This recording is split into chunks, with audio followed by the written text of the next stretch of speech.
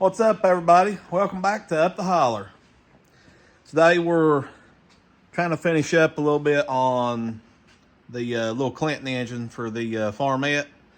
So I'll show you some stuff I got in the mail and show you where we're at on it. So here's the Clinton engine. Looks a little different now. I took it apart a few days ago and we'll start this whole restoration process.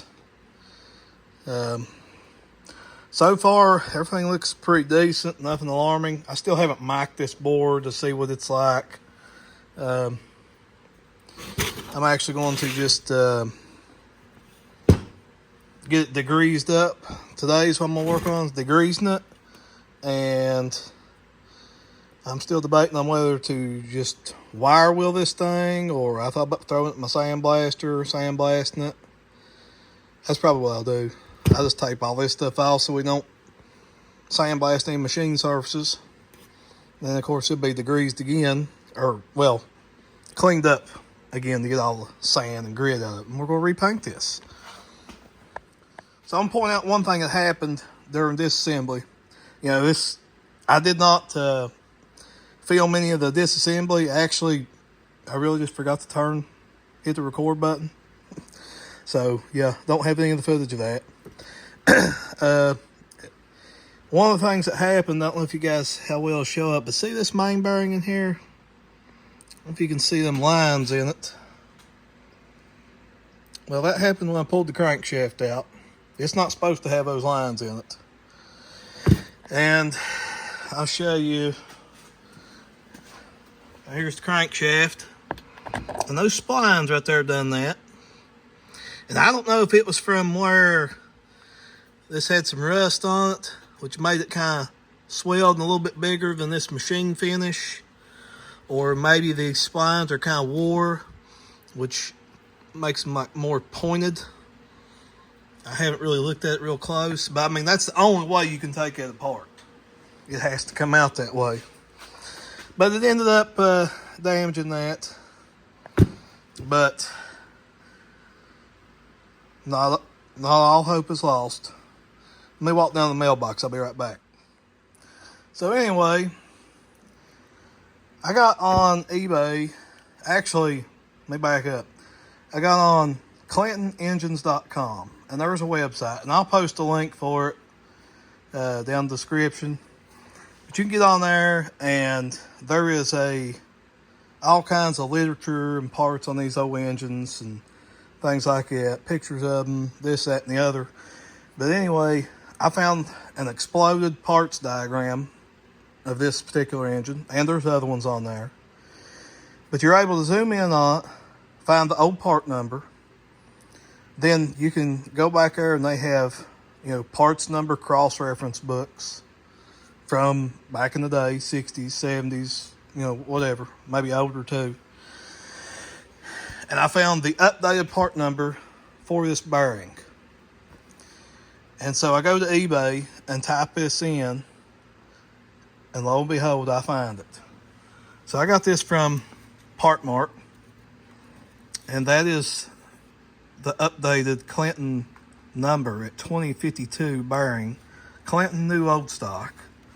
You can see it was only $13.87.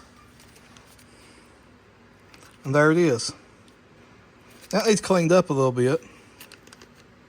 But that's it. A new old stock one. Now we'll still have to get the seal, because that's got a rubber seal goes in there. I don't know how well you can see that. There is a seal.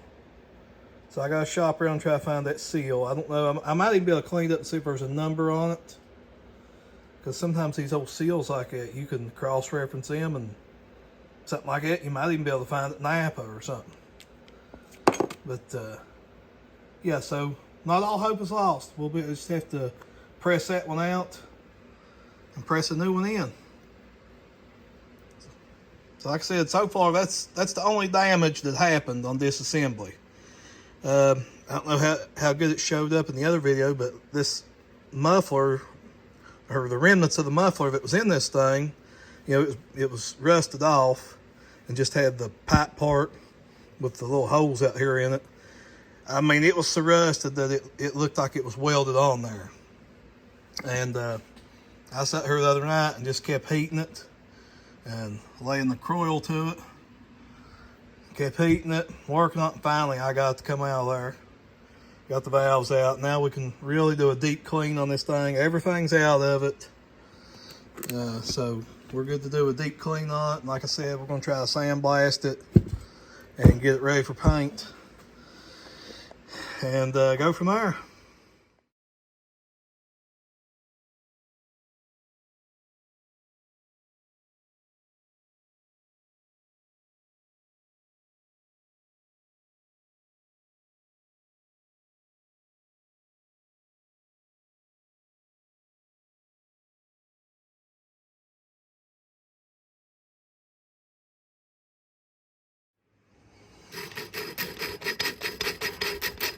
Just working on trying to clean this exhaust valve seat up.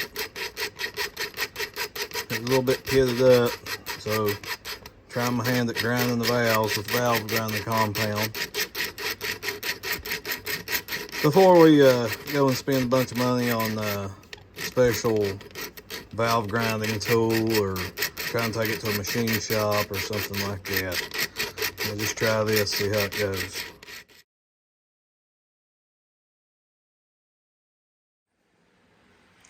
So earlier in the video, and just so you know, realize, I mean, this video is pieced together several days apart, just as I've had time to come out and work on this thing. So earlier you see me lapping these valves, or just cleaning the valve seats up. Got them all installed, regapped.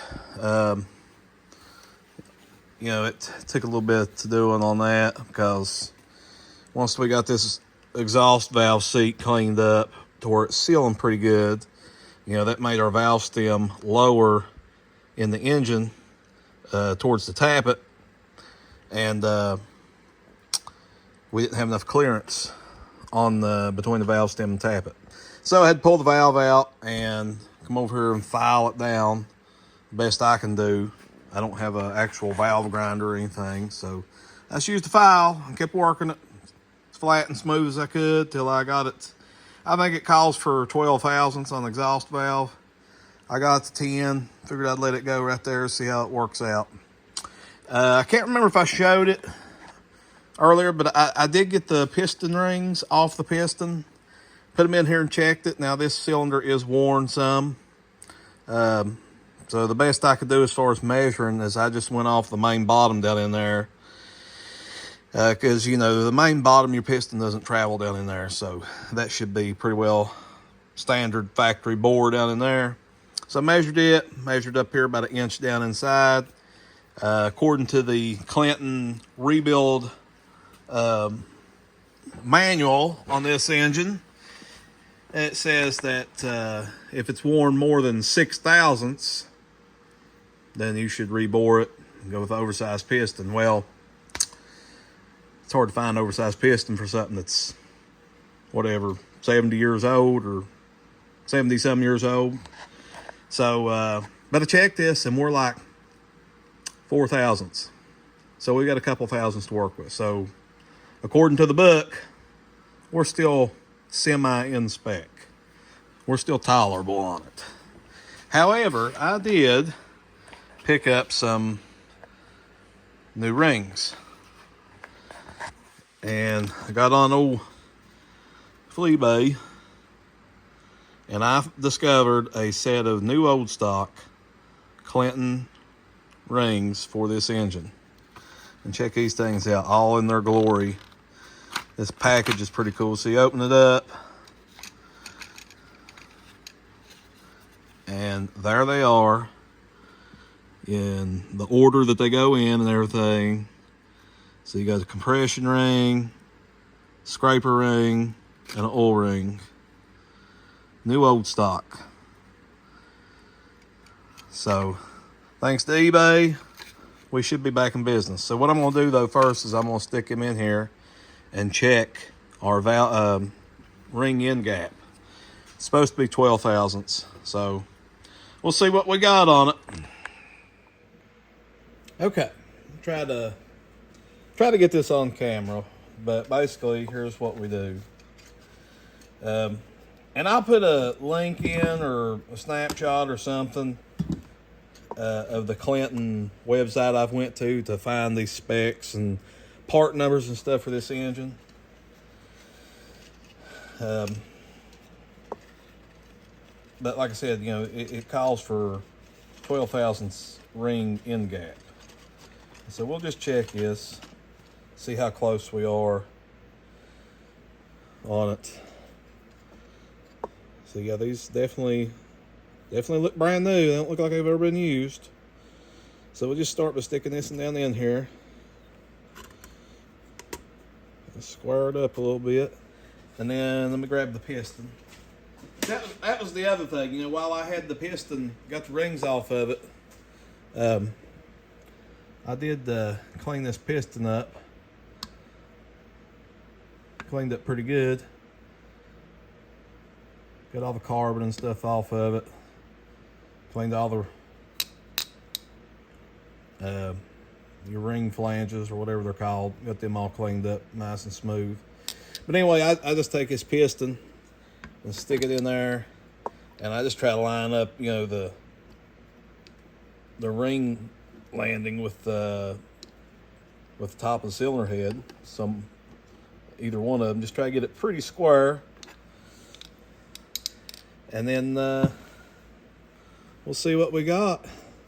Get our feeler gauge out, and like I said, it calls for 12 thousandths, and it looks like we might be a little tighter than that. Right here is right here, it's 12 thousandths, and 12 thousandths will not fit. Oh, wait a minute, it just does barely fit in there. Just barely. I mean, it's not even fitting all the way. Hang on, let's see. Let's see what, let's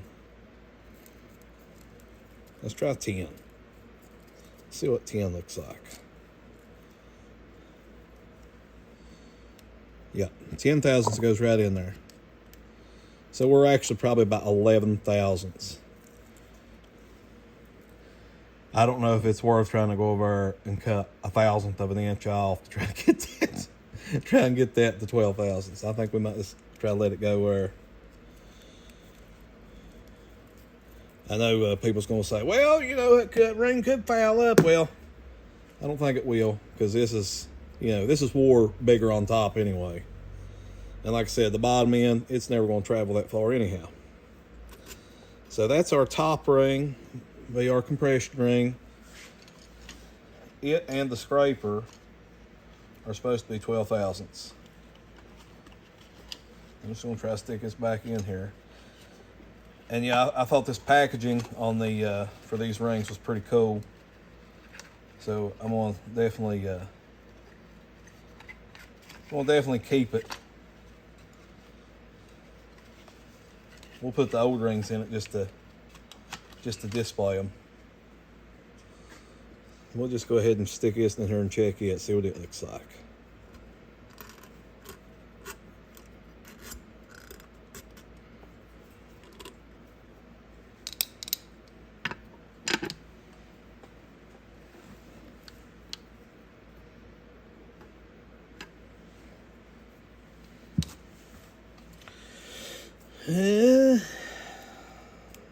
Try that 12 thousandths again.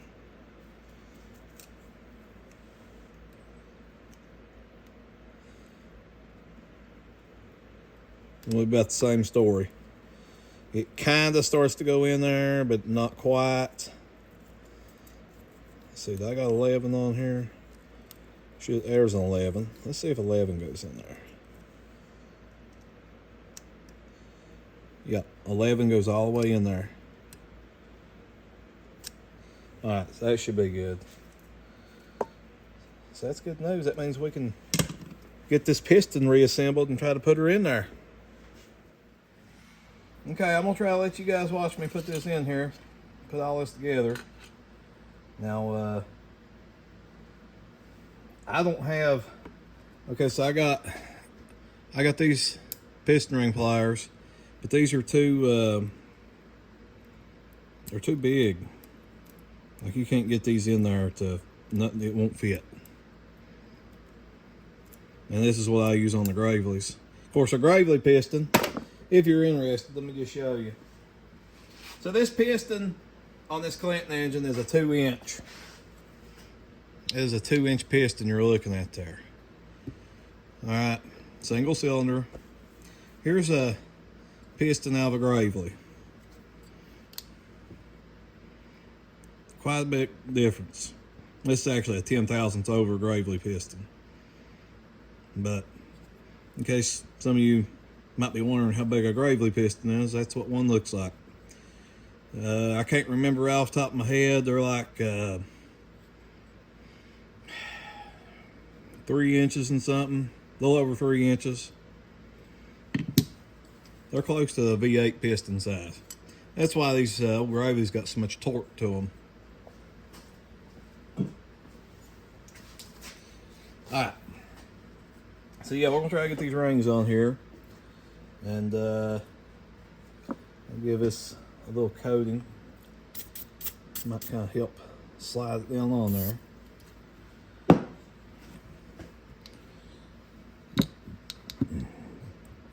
Y'all better hope and pray I don't break this.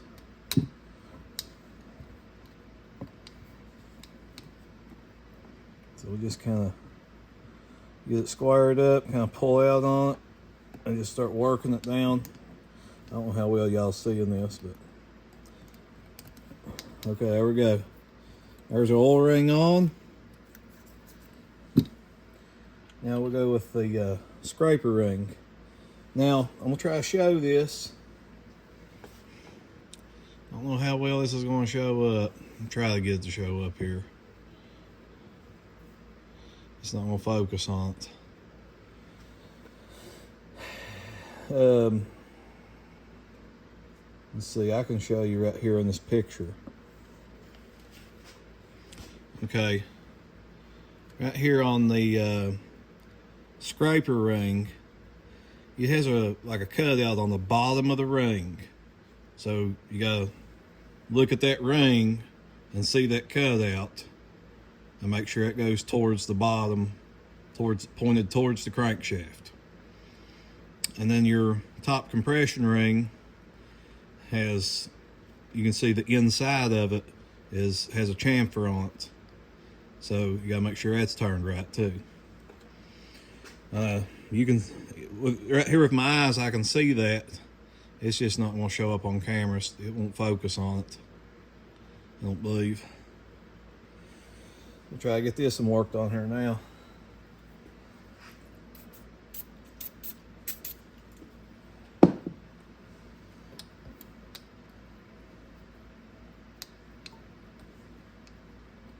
Try to do it the same way. These can be a little bit harder just because they're a little bit tighter. They don't move as good as that oil ring. Okay, that's on there, but it's in the first one. It needs to go on down to the second one. So I'll try to get it pulled out. Might have to get a screwdriver on this.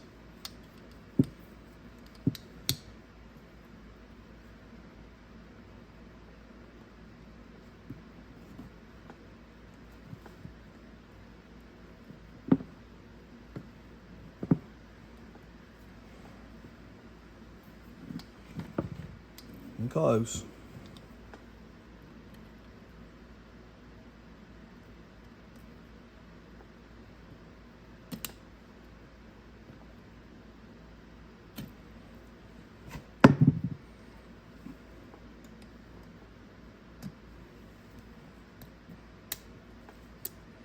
Okay, there's that one on. I'll go for the top one.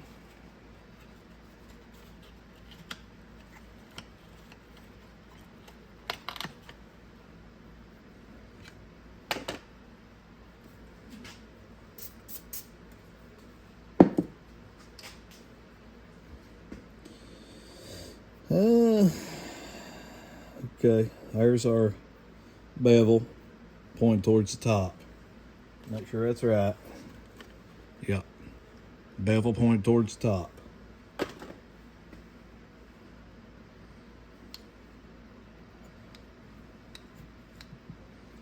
Now I'll show you something in just a second on the old rings. As a matter of fact, I'll just show you before I put it on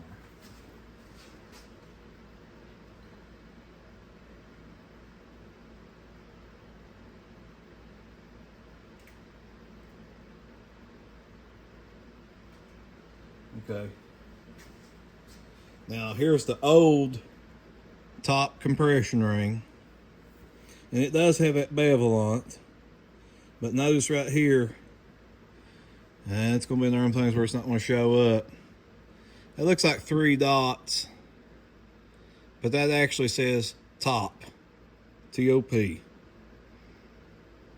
And the middle scraper ring, the old one, has that on it also. Your oil ring doesn't matter, it can be turned either way. But notice that this, even though this is a Clinton set, like replacement rings, and these are standard, I looked that part number up, it does not say that on it.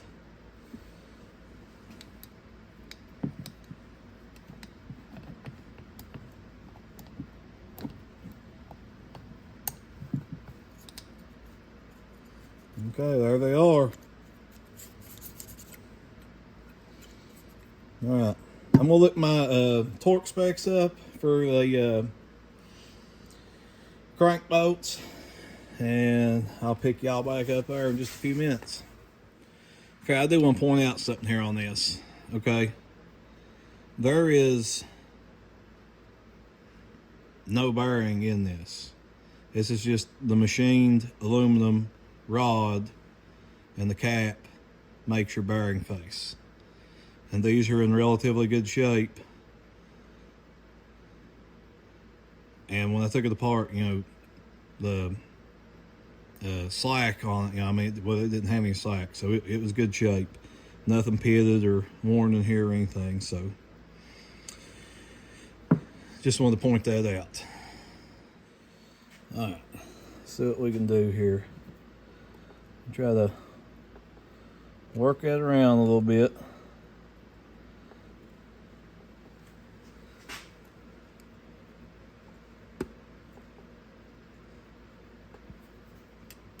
Get this and pushed in.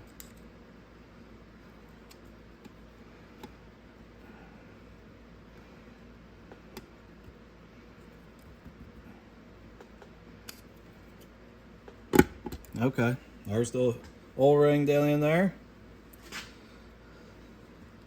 And remember, you gotta try to keep them end gaps orientated. You know, you don't want them lined up over top of each other. I'll put that one like that. I'm gonna spin this around so I can see the other side.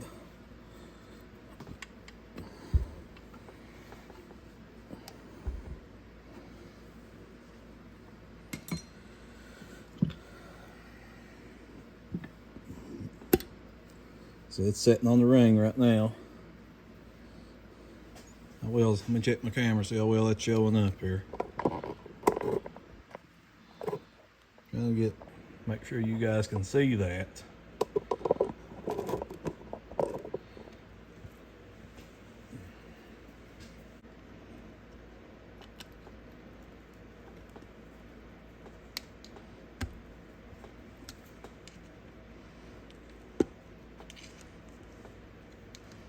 It's almost.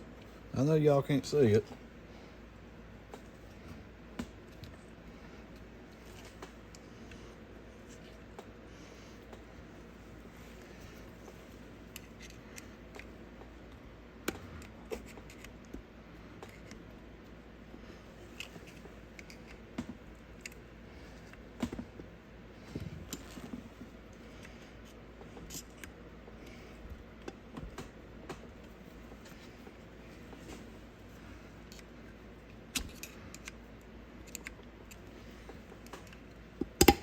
There it is. There's the second one.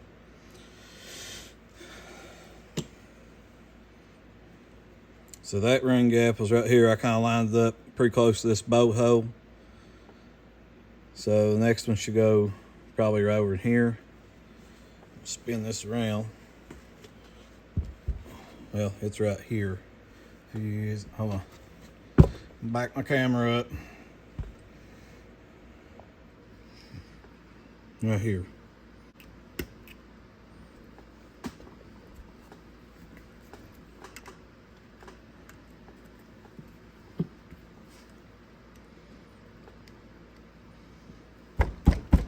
There it is. It's in there. All right. Now, flip this baby over.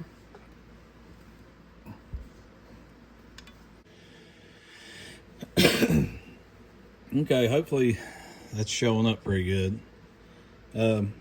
So I'm putting the rod cap back on to make sure you got it turned the right way. You can see that right here where it's been ground from the factory, that seam, casting seam. See, this one's kind of wide, and this one is like unfinished, like it's not been ground. Well, on the rod itself, it corresponds with that.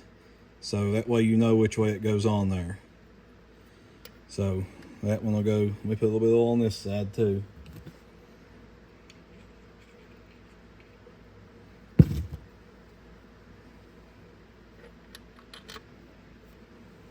Okay. Now I got to get the, what would you call this thing? Let me find it. There it is.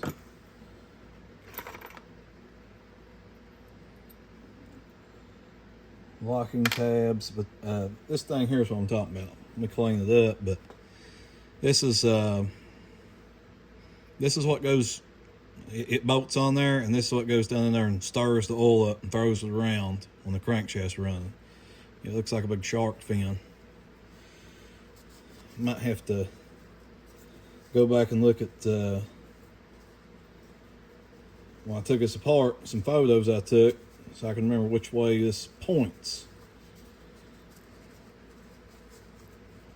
Let me look it up, and then I'll get you guys back on this.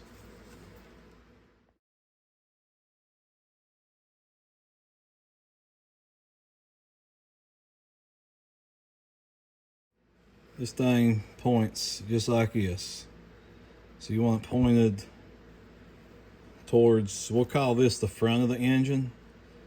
It'll be your valve side, where you access the valves. So it should go on here just like that.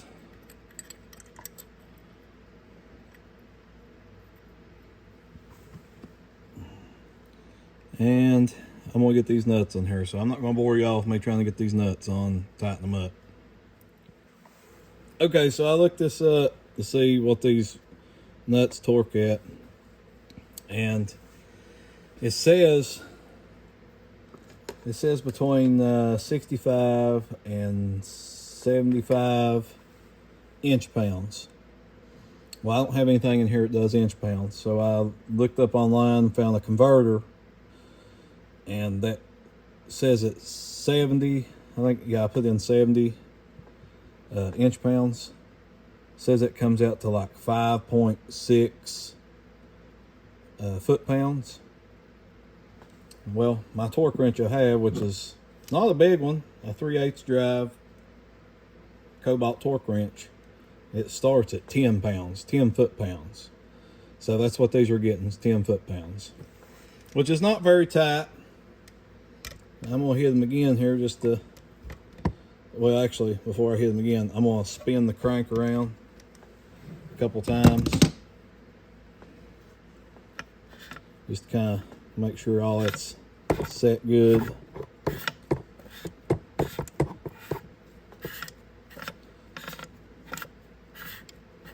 Okay. I'll hit it again, make sure, then we'll be folding the lock tabs over on it.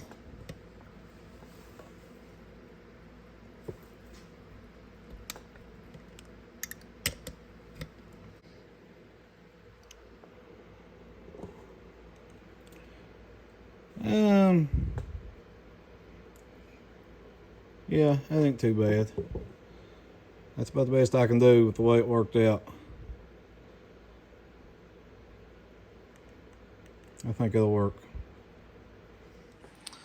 So I was on eBay there. I found an outfit that had a gasket kit for this engine. I went ahead and picked it up. Figured 20 bucks was worth it versus sitting here trying to cut all these gaskets out. But that's from Flywheel Supply. So I see we got head gasket. This is going to be your gasket for your bottom of the engine, like your kind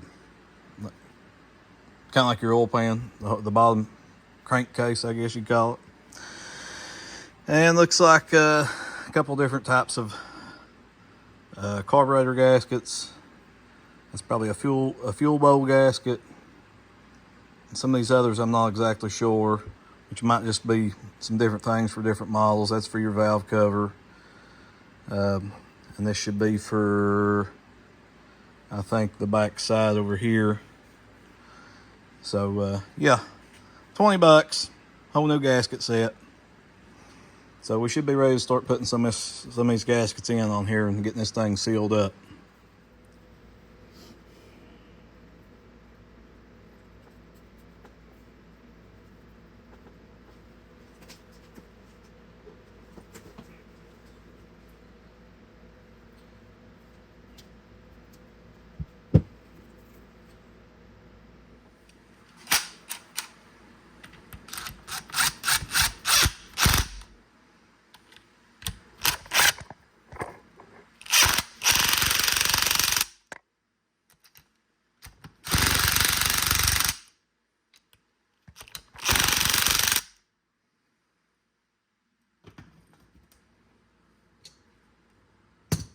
Yeah, I'm not replacing them bolts.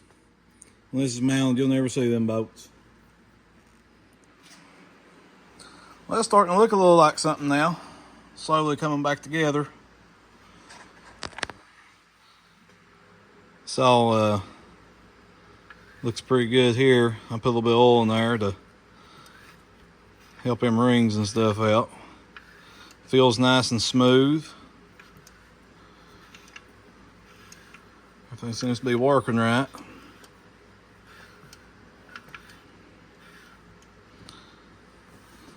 So I still got a little more sandblasting to do on a few parts. You know, there's a few things in here need sandblasted and painted. I got a few other things over here in the box that's got to be cleaned up before reassembly. But this is where we're at. Try to get this video out tonight or something, or in the morning. You know, didn't post anything last week. Our dog ended up passing away. We'd had her for about 14 years. And yeah, she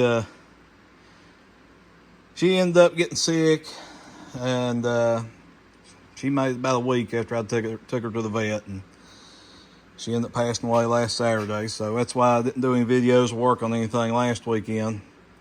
But I just want to try to get out here tonight and do a little bit on this and throw a little quick video together.